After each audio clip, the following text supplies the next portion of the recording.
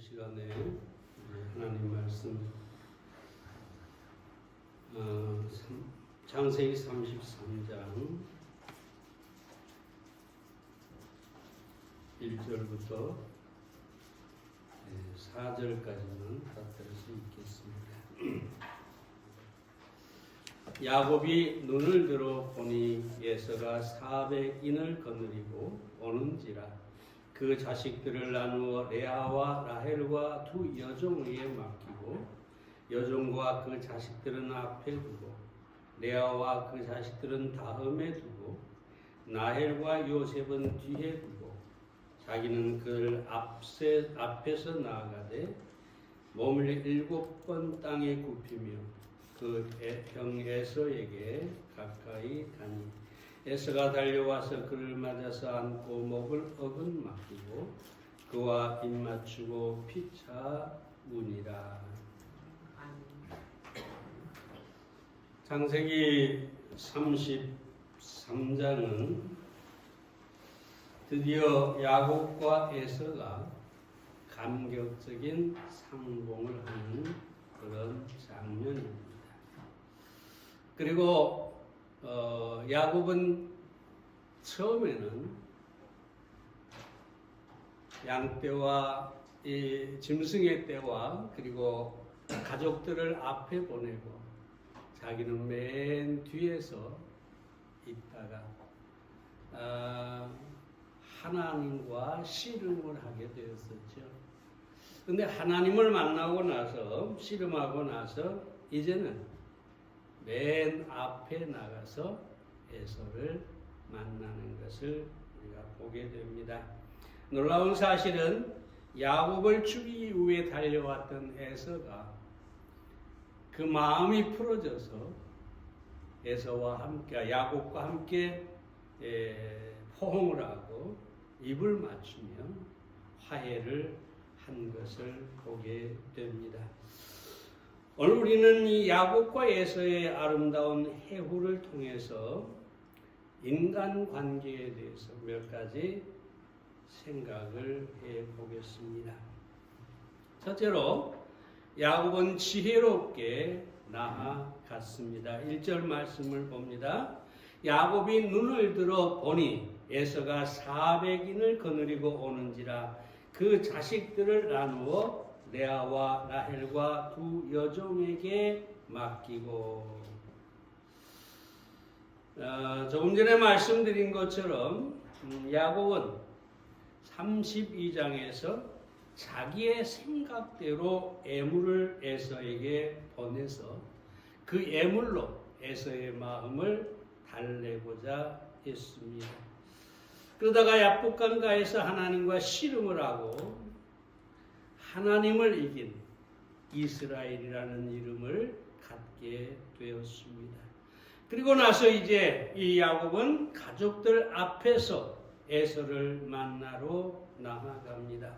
이런 모습을 볼 때 야곱은 하나님을 믿음으로 형 에서를 만나러 갔다.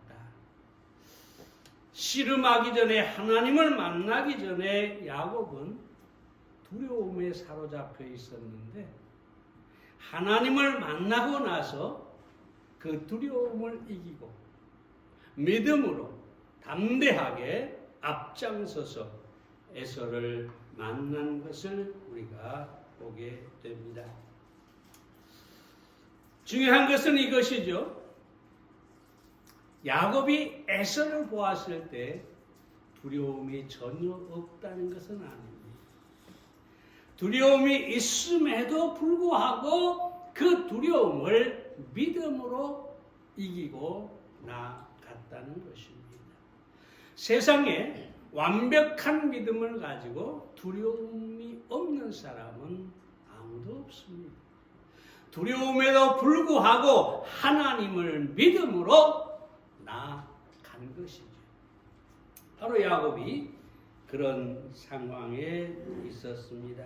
믿음이 두려움을 이길 수 있다 하는 것을 우리가 여기서 찾아볼 수 있고요. 또 하나 여기서 우리가 생각해야 될 것은 믿음은 무지한 게 아니다. 다시 말하면 하나님을 믿는다고 해서 무모하게 나아가지 않았다는 것이지. 야곱은 우리가 잘 아는 것처럼 지혜로운 사람이었어요. 근데 문제는 과거에는 자기 지혜로 모든 것을 할 수 있다 생각했습니다. 그런데 이제 야곱이 하나님을 만난 다음에는 그 하나님 안에서 자기의 지혜를 사용하고 있는 것을 보게 됩니다. 이건 엄청난 차이입니다. 과거에는 내 지혜로, 내 꾀로, 내 힘으로 에서를 만나려고 했었죠. 그러나 하나님을 만나고 나서 이제 믿음을 가졌는데 믿는다고 해서 무모하게 그냥 에서를 만나러 간 것은 아니다. 여전히 지혜를 발휘해서 여기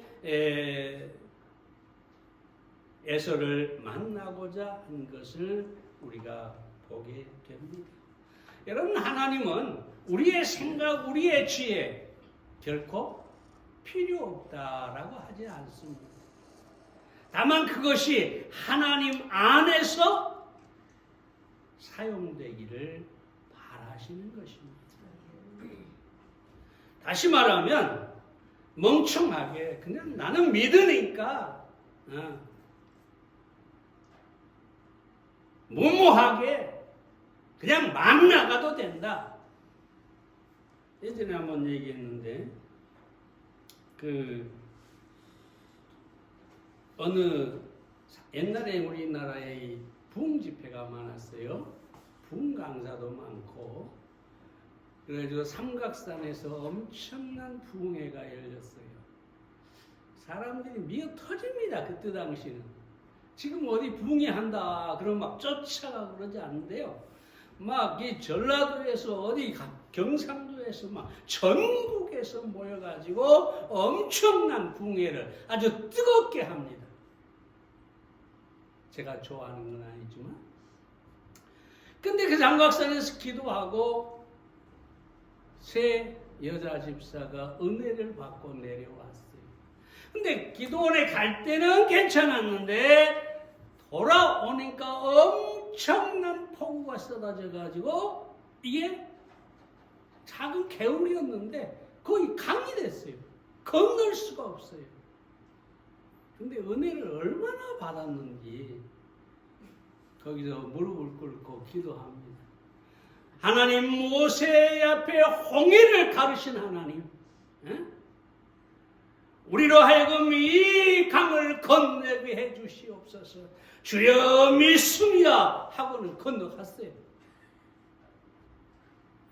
어떻게 됐을까요? 다음날 시체 세구가 저 하류에서 발견이 됐어요. 얘기는 이것이죠. 믿음이라고 하는 것은 생각 없는 게 아닙니다. 무모한 것이 아닙니다. 그냥 무작정 믿습니다 하면 다 되는 게 아닙니다. 하나님께서 우리에게 지혜를 주시고 우리에게 생각을 주시고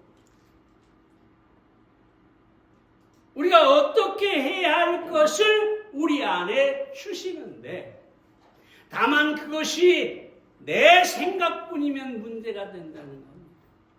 그러나 하나님 안에서 생각하고 하나님께 지혜를 구하고 그 지혜를 통해서 우리가 할 때 무엇을 할 때 거기에 성공이 있게 되고 승리가 주어진다는 것입니다. 근데 인간은 참 이게 그죠? 참 똑똑한 사람은 자기가 잘났어요. 야곱처럼. 창세기 3장 16절에 보면 먹음직도 하고 보함직도 하고 지혜롭게 할 만큼 담스럽기도 한지라 그랬는데 지혜롭게 할 만큼 얼마나 지혜롭게 하나님같이 되리라 마귀가 그렇게 얘기하죠. 그래서 선악과를 먹고 자기가 하나님이 되려고 했던 것이죠. 그렇게 지혜롭기를 원했던 것이죠. 그런데 야고보서 3장 15절에 보면 이러한 지혜를 가리켜서 세상적이요, 정욕적이요, 마귀적이라고 합니다. 자기의 지혜를 마치 자기가 하나님이나 되는 것처럼 다 할 수 있다. 나는 똑똑하다. 나는 지혜롭다. 그렇게 스스로 판단하고 스스로의 지혜를 의지하는 사람은 마귀적이어서 결국은 패망하게 되는 것입니다. 그러므로 우리는 하나님께서 우리에게 지혜를 주시고 생각을 주시고 판단의 이런 자유를 주셨는데 우리가 하나님 안에서 하나님의 뜻 가운데 우리가 그 지혜를 사용해야 된다는 것입니다. MT 시세로라고 하는 사람이 이렇게 얘기를 하죠. 지혜란 구해야 할 것과 피해야 할 것을 아는 지식이다. 분별하지 못하고 피해야 할 것을 피하지 않고 나는 믿음이 있으니 라고 하는 것은 어리석은 것입니다. 그러므로 사랑하는 여러분, 지혜롭게 행하는 여러분이 되시기를 바랍니다. 그 지혜가, 야곱의 지혜가 하나님 안에서 사용됐을 때 에서와 아름다운 관계를 맺게 되었습니다. 우리가 다른 사람을 대할 때 지혜로 대해야 합니다. 네? 지혜로. 다른 사람을 배려하고 정말 여기 우리의 지혜를 가지고 사람들을 대할 때 꾀가 아닙니다. 속이는 게 아닙니다. 참 지혜를 가지고 하나님의 뜻 안에서 우리는 대인관계를 맺어야 하는 것입니다. 두 번째로 야곱은 겸손한 태도로 에서에게 나아갔습니다. 3절 말씀을 봅니다. 그는 자기는 그들 앞에 나아가서 몸을 7번 땅에 굽히며 그 형 에서에게 가까이 하니 야곱은 에서가 보이자 바로 땅에 엎드렸는데 에서는 저만큼 있는데 여기서부터 엎드리고 또 다시 가다 엎드리고 또 다시 가다 엎드리고 몇 번이요? 7번을 엎드렸다 그럽니다. 이 엎드린다는 것은 굴복을 말하죠. 나는 당신에게 굴복합니다. 그리고 7번은 완전수로 완전히 자신을 에서 앞에 굴복시킨다. 그런 뜻입니다. 다시 말하면 지난번에 말씀드린 것처럼 나는 당신의 종일 뿐입니다. 철저하게 자신을 낮추는 이 야곱의 모습을 보게 됩니다. 이렇게 야곱이 자신을 낮추었을 때 에서가 와서 야곱을 끌어안고 화해의 입맞춤을 합니다. 만약에 이 야곱이 나는 이제 부자가 됐어. 나는 하나님과 씨름해서 이긴 사람이야. 에서 너 아무것도 아니야. 만약에 그렇게 교만을 가지고 나아갔다면 에서는 분노해서 야곱을 죽일 수가 있었어. 그런데 철저하게 자신을 낮추고 엎드려서 에서 앞에 나아갔을 때 에서의 마음이 풀어지고 그리고 화해의 입맞춤을 하는 것을 보게 됩니다. 사랑하는 여러분, 인간관계를 결정하는 것은 태도입니다. 태도입니다. 다른 게 아니에요. 어떤 태도를 내가 가지고 그 사람을 대하느냐에 따라서 인간관계가 달라지는 것이죠. 내가 교만한 태도를 가지고 가면 상대는 나를 거절하고, 내가 겸손한 태도를 가지고 가면 상대는 나를 받아들이겠죠. 부커 T 워싱턴이 이런 말을 합니다. 사람이 살아가는 환경은 그렇게 중요한 것이 아니다. 중요한 것은 사람이 그 환경에 반응하는 방식이다. 반응 혹은 태도는 성공과 실패를 가르는 궁극적인 요인입니다. 우리가 어떤 환경이나 어떤 상황에서 성공하냐 실패하냐는 우리의 태도에 달려있다. 존 맥스웰도 이렇게 얘기하죠. 나는 인생에서 가장 중요한 결정은 믿음이고 그 다음은 태도라고 믿는다. 성공하고 실패하고는 태도에 달려있다. 태도는 유전자나 주변 환경, 재산으로 결정되는 것이 아니라 태도는 전적으로 선택의 문제다. 찰스 스윈돌 목사도 이렇게 얘기하죠. 삶의 10%가 내게 일어나는 일 때문에 결정되고 나머지 90%가 내가 일어나는 일에 대해 어떻게 반응하냐에 따라서 결정된다.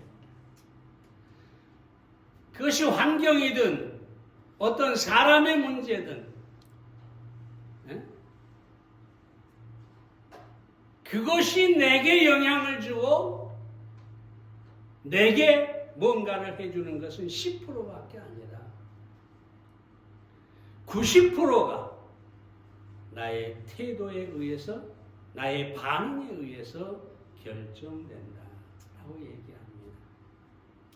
사랑하는 여러분, 인간관계를 성공으로 이끌어주는 가장 놀라운 태도는 바로 겸손입니다. 겸손은 언제나 그 대상으로부터 호감을 얻게 합니다. 내가 겸손하면 그러잖아요. 상대는 참 저 사람 겸손하고 벌써 마음이 열리죠. 호감을 갖게 되죠.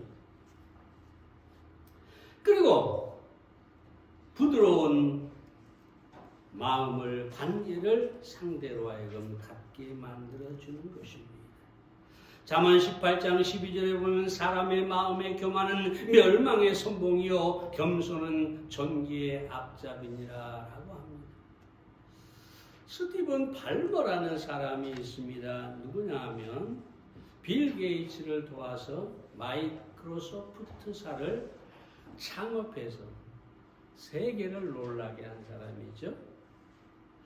근데 놀라운 사실은 그가 이제 나중에 빌 게이츠가 퇴직을 하고 이 발머라고 하는 사람이, 스티븐 발머라고 하는 사람이 후임이 됐는데 이 마이크로소프트사를 더 크게, 더 번창하게 일으킨 사람이. 근데 이분이 이 빌 게이츠를 도와서 자그마치 몇 년을 일을 했느냐? 30년 동안을 빌 게이츠 아래서 일을 했어요. 그래서 이 사람이 한 유명한 말이 있습니다. 그것은 뭐냐면 제2인자로 성공하지 못한다면 제1인자는 될 수가 없다. 다시 말하면 남의 아래서 겸손하게 섬길 때 그 사람이 1인자가 될 수 있는 것이지, 나는 남의 밑에서 일할 수 없어, 내 자존심이 얼만데, 그러면서 자기를 드러내고 겸손하지 못합니다. 여러분, 그런 사람은 결코 인간관계에서 성공할 수가 없습니다. 빌 게이츠에게 쫓겨나도 벌써 쫓겨났겠죠. 30년 여러분 생각해 보세요. 여호수아는 모세 밑에서 얼마 동안? 40년을 시종으로 살았어요. 똑같은 말이잖아요. 2인자가 될 수 없으면 1인자가 될 수가 없다.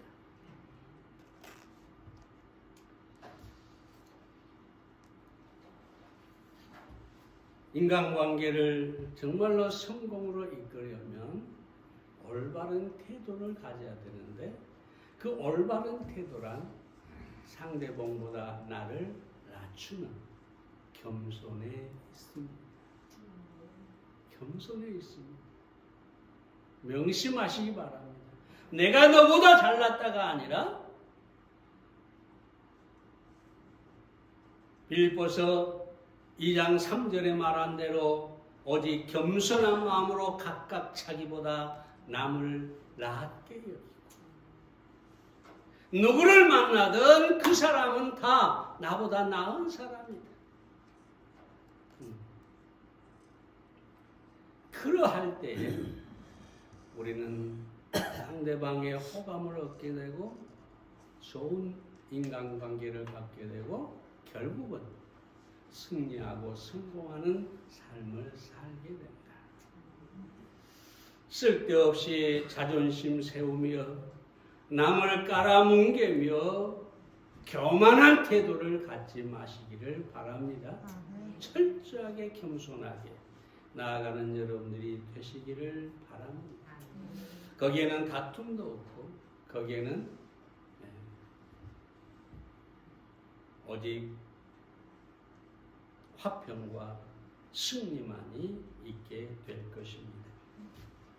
마지막 세 번째로 야곱은 선물을 주었습니다. 11절 말씀을 봅니다. 하나님이 내게 은혜를 베푸셨고 나의 소유도 족하오니 청컨대 내가 형님께 드리는 예물을 받으소서 하고 그에게 강권함에 받으니라. 에서는 오면서 보았죠. 짐승의 때가 오는 것을 보았어요. 그리고 들었어요. 이게 누구냐? 이게 뭐냐? 그러니까 우리 주인 야곱이 그 형인 에서에게 보내는 예물입니다. 선물입니다. 그렇게 보냈지요. 근데 이제 에서가 야곱을 만나고 화해의 입맞춤을 한 다음에 나는 받을 수가 없다 그러지. 그런데 야곱이 끝까지 강권해서 그 선물을 받게 한 것을 보게 됩니다. 이유는 뭐 여러 가지가 있을 수 있겠죠. 사실은 야곱은 에서의 축복을 가로챘잖아요. 그러니까 조금은 미안했을 수도 있어요. 그래서 형님에게 베풀고자 한 것이고 또 하나는 에서의 마음을 풀고자 해서 그 선물을 준 것이죠. 이런 생각도 해봐요. 혹시라도 에서가 마음이 변해서 다시 나를 죽이려고 하면 어떠냐, 어쩌하냐. 그래서 아예 그냥